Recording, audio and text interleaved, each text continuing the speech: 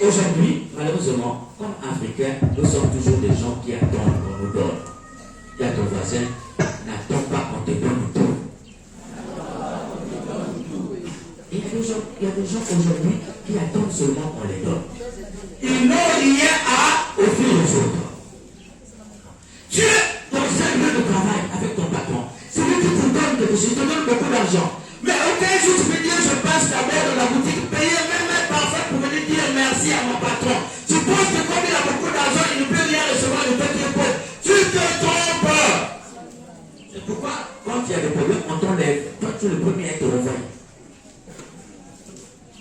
Parce que tu ne sais pas garder la relation. Tu penses que toi qui ne donnes rien, et c'est lui qui, quand il va sur le marché, il paye les chaussures, il paye moins pour venir donner un cadeau à son patron. Quand il aura un problème au travail, il va laisser celui qui lui donne quelque chose pour te renvoyer celui qui donne quelque chose pour te laisser toi qui donne rien.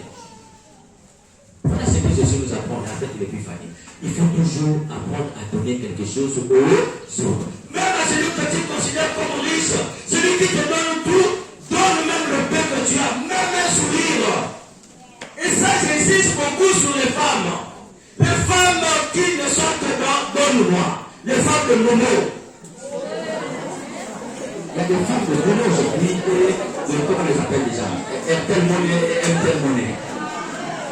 Sors les esprits de Airtel Money. Non, il y a des femmes, ça dit que même pour la payer, tu as des problèmes. Tu sais que si tu l'appelles, c'est vraiment Momo.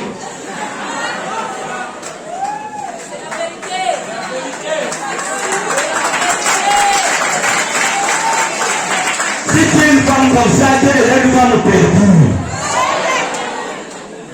Parce qu'aucun homme ne veut avoir une femme qui n'a qu'une seule phrase, fais-moi mon mot. Ça ne marche pas. Cette relation n'aboutira pas. Et c'est une femme. Toi aussi, s'il fait mon mot, fais mon mot. Il faut faire mon mot aussi. Toi qui ne fais jamais mon mot, il y a quelqu'un qu'on fait mon mot. Et j'espère que ça peut se construire cette relation. Non. Personne n'est envoûté, tu t'es envoûté toi-même. Voilà. Il y a des femmes seulement sous péka. Donc, sous Belana, Pessanaka, on partage et se reçoit. Et ces gens de femmes sont nombreuses dans l'église de notre société. Ça veut dire qu'elles n'ont que la main pour tendre. Et au retour, elles donnent leur corps. Donc ce sont des voleuses. Donc tu donnes l'argent, elle te donne son corps. Comme disait un philosophe, un corps empoisonné qui ne se consomme que de l'obscurité. C'est ce qu'elle donne. Tu penses qu'un corps empoisonné qui ne se consomme que de l'obscurité peut faire garder? Non. C'est ça le besoin que tu lui donnes. Tu es en relation avec quelqu'un. Aucun jour tu dis, chérie, si je t'ai payé une montre. Jamais. Je t'ai payé une chaînette. Jamais. J'ai vu cette chaussure, je t'ai payé jamais. Il n'y a que toi qu'on paye les mèches, les bonnets, les chaussures. Donc tu es seulement une consommatrice à long terme. Mais non. Et celui qui te donne 10 000 francs, jamais tu dis dans le 10 000 qu'il m'a donné, je passe d'abord au marché, je lui paye même une bague. Dans le 10 000 qu'il t'a donné, tu as consommé tout du début jusqu'à la fin. Attends encore, non, fais-moi encore un moment. Non, quand même, ça ne marche pas. Ça ne marche pas, ça ne peut plus marcher. Jamais tu dis, chérie, tu es où? Non, je suis à la maison. Au moment où je sors, d'accord, laisse-moi ta clé. Tu arrives là-bas, et puis tu rentres, tu fais le marché avec ton argent. Tu arrives là-bas, tu prépares, tu nettoies, tu donnes un peu d'odorant. Et le monsieur revient de son boulangement, il rentre, il voit la nourriture qui n'a pas donné l'argent. Et tu penses qu'une telle femme, il peut laisser pour te voir? Et tu penses que ce monsieur-là, il est assez fou pour ne pas dire que cette femme-là, c'est ce que je veux. Mais toi, non. Ça vient que, il y a des fois, si le monsieur n'a pas donné l'argent du marché, on dort affamé. Donc si le monsieur va se promener pour se chercher, s'il ne trouve pas, il rentre, les enfants vont voir le plus dormir. Et elle est là, elle attend. Donc le monsieur est parti se chercher. Mais tu es une femme perdue, tu n'es pas une femme de notre religion. Tu n'es pas une femme de notre religion parce que Jésus qui est riche, aussi riche qu'il était, il a reçu les présents. Mais donne quelque chose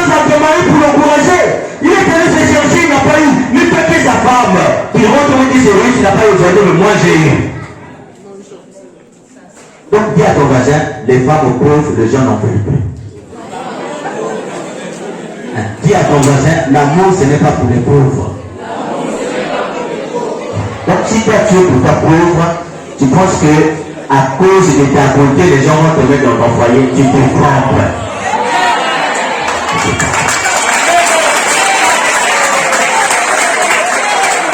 Personne n'est assez riche pour ne rien recevoir.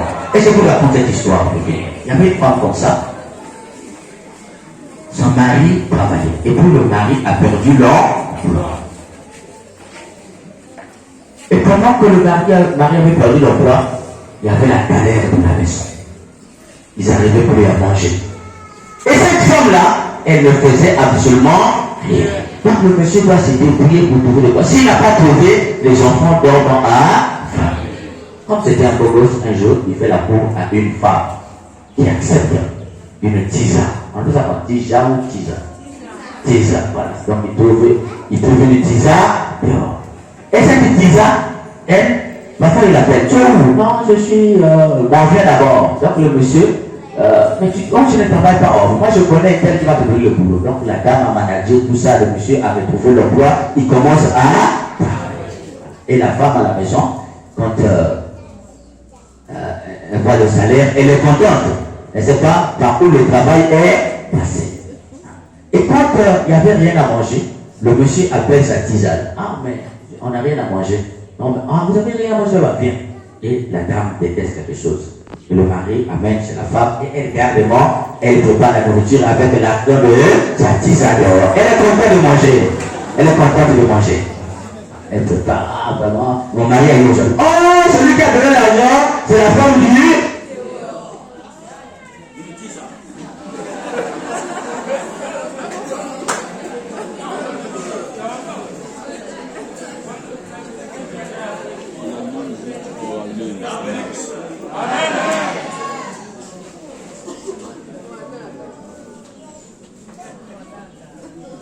Et quand le mari a trouvé l'emploi, qu'est-ce qui s'est passé? Quand il quitte le boulot, il arrive qu'il y a un embouteillage. Bon, pas l'embouteillage. C'est-à-dire que madame appelle, mais tu es encore où? Il est déjà 21h, 19h. Non, je suis dans l'embouteillage, je ne vois même pas le bruit, je suis dehors. Donc le monsieur, chaque femme dans le bruit. Or, qu'est-ce qui se passe? Entre le travail et la maison, il bifurque d'abord, donc il prend une tangente chez la tisane. Et là-bas, souvent il n'a rien donné et la dame prépare le plat préféré. Après un son de massage, parfois il dort un peu. Et puis vers 22h, 23h, il fait un ménage. Mais elle a besoin de commencer à suspecter, mon mari est fidèle, et revoit Jésus, non, priez pour moi. Jésus a dit, moi je ne te connais pas. Parce que moi je n'ai pas mis au monde de femmes paresseuses. Non, toi je ne te connais pas. Donc la prière s'arrête à l'église là-bas. Et la tisane au temps de travailler son match petit à petit, bien. Et voilà, un jour, le monsieur a été victime d'un accident. Avant même qu'il soit victime d'un accident, le monsieur s'est rendu compte que là-bas, il est plus à l'aise. Chaque vendredi, le monsieur, il trouve que la femme n'a pas bien préparé. La femme de la maison. Donc, mais qu'est-ce que tu as préparé? Non, tu as mal fait. Donc, il va crier du speed, il prend son sac, il sort, il revient l'aider. Donc, chaque vendredi dans la maison, il y a une dispute. Le monsieur fait quelque chose pour prendre son sac et partir, revenir lundi. Parfois, il revient tôt, ou parfois, directement au travail, c'est le soir qu'il revient. La dame s'est rendue compte que j'ai perdu mon mari. Mais comme il y a des femmes, elles sont dans le foyer parce que chaque jour, on lui donne l'argent pour préparer. Elle est là que pour ça. Elle ne peut pas aussi quitter. Et puis d'ailleurs, elle a déjà beaucoup d'enfants. Les gars, elle a fait beaucoup d'enfants. Donc elle s'est dit, ben, je reste seulement là. Et un jour, je disais, le monsieur qui fait un accident, victime d'un accident, il se retrouve aux urgences. Donc on appelle la femme pour dire, ton mari a été victime d'un accident, là il est aux urgences. Donc la femme de la maison court là-bas à l'hôpital. Quand la femme arrive à l'hôpital, elle trouve qui au chevet de son mari? La tisane. Les beaux-parents qui étaient là connaissaient la situation, n'ont pas dit, madame, sa femme est venue qui? Donc on la regardait comme une étrangère. Parce qu'eux aussi savent que cette femme-là, c'est elle qui fait tout pour leur frère ou leur fils. Donc toi qui viens, qui n'apporte rien, on te regarde. Elle est venue, elle s'est sentie gênée, inutile. Elle est restée là un moment, et puis qu'est-ce qu'elle a fait? Elle a rebouché son chemin, elle est retournée à la maison, elle est pleurée. Et la fille, elle a dit, mon mari ne peut pas rester ici, parce que si elle reste ici, avec ses soeurs là, je ne trouve pas clair, elle prend un visa, billet d'avion, le monsieur en France. Donc le monsieur est traité là-bas. Quand le monsieur revient, la femme elle me dit non, je crois que le mariage ça ne peut plus marcher, je vais pour moi partir. Et elle est partie, la tige a remplacé. Donc quand tu es pauvre, tu es capable de donner. Sache qu'un jour la tige va prendre ton mari. Parce qu'il y a des gens qui sont là en attente, une de perdue qui se retrouvée. Et ces femmes-là, elles savent prendre soin de leur mari. Toi là où tu l'appelles par son nom, la femme l'appelle papa. Là où tu ne le masses plus, la femme là le masse. Donc il y a un respect tellement, un respect d'adoration que cette femme lui donne. Que toi à la maison on ne te regarde plus.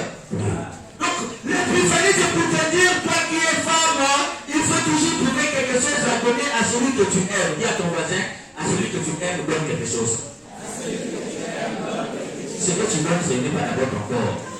Ce n'est pas ton corps qui te demande de donner. Parce que, comme disait ce philosophe-là, il y a des corps qui sont empoisonnés, mais qui ne se consomment que dans l'obscurité. C'est déjà gâté. Mais ce qui peut garder, c'est le bon sens. Quand tu lui partages, tu lui donnes quelque chose, et là tu gardes ton mari fidèle. Parce qu'un homme sérieux ne peut pas laisser la femme qu'il aime pour prendre une femme qui ne l'aide pas.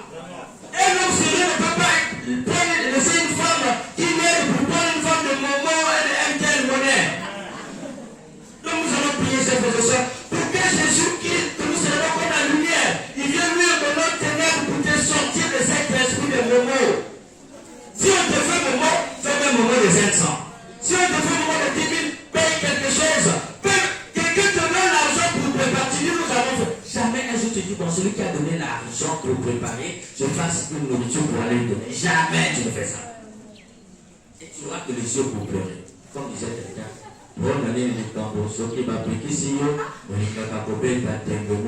si tu fais le monde, tu vas voir. Et tu auras les yeux pour pleurer parce que Jésus ne te connaît pas. Tu nous donnes son Esprit Saint aujourd'hui.